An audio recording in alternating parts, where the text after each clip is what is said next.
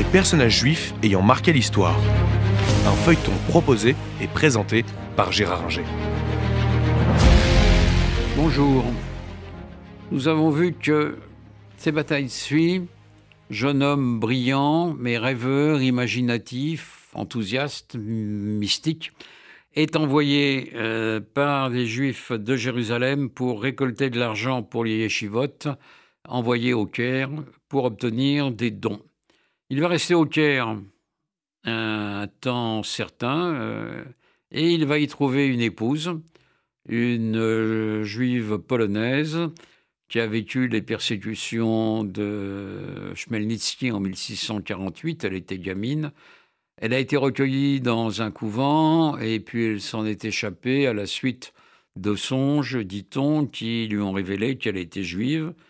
Et puis, au gré des aventures diverses qu'on peut connaître dans l'existence, elle se retrouve au Caire. Elle tombe amoureuse de Sebbatai Tzvi. C'est une femme dont on a tout dit. Certains en ont dit pique-pendre. C'est une prostituée, une femme vénale qui s'est attachée à Sebbatai Tzvi parce qu'elle a vu le profit qu'elle pouvait en tirer. D'autres, au contraire, la présentent comme une vierge chaste et pure.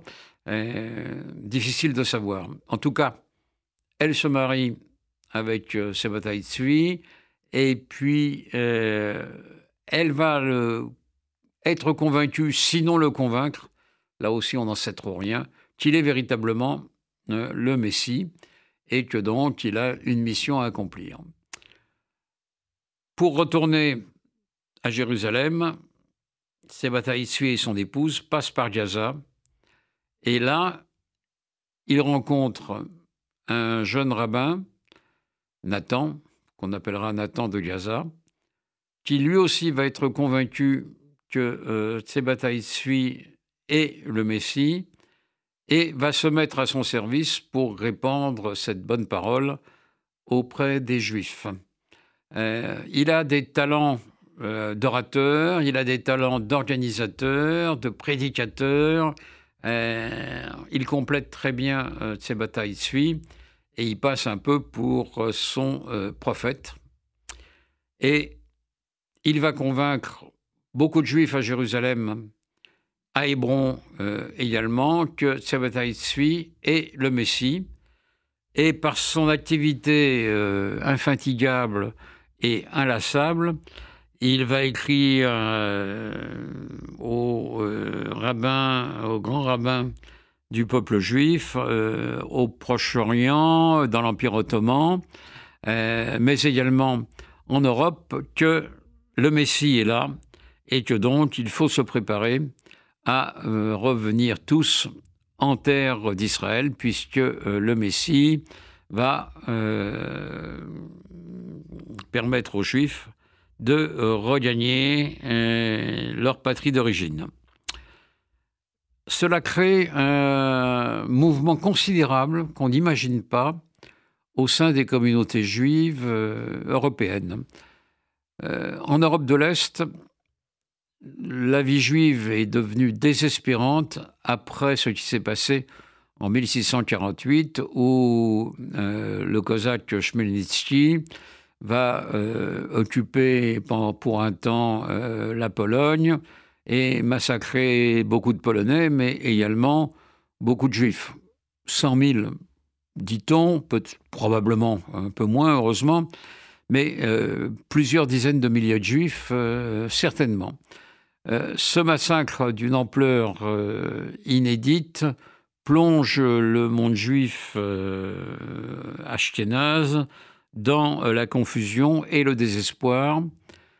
Et donc, le fait que quelqu'un dise le Messie, quelqu'un comme Nathan de Gaza leur écrive et leur dise le Messie est arrivé, c'est interprété par beaucoup de Juifs comme la conséquence heureuse de leur désespoir de ce qui s'est passé en Pologne quelques années auparavant, puisque avant l'arrivée du Messie, il est écrit et surtout dit qu'il y aura un temps de confusion et d'horreur avant que le Messie n'intervienne et sauve le peuple juif. Beaucoup de Juifs aux Pays-Bas, en Allemagne et en Pologne et dans l'Empire d'Autriche vendent leurs biens et se préparent à partir pour Israël à l'appel du Messie. On n'imagine pas encore une fois la vague que cela a représentée dans l'ensemble du monde juif, qu'il soit séfarade ou ashkénaze. C'était la fin de tous les tourments que les Juifs ont subis, c'était la délivrance attendue, c'était le fait que là, le peuple juif atteignait le but tant rêvé, retourner triomphalement en Eretz Israël. La désillusion va être cruelle parce que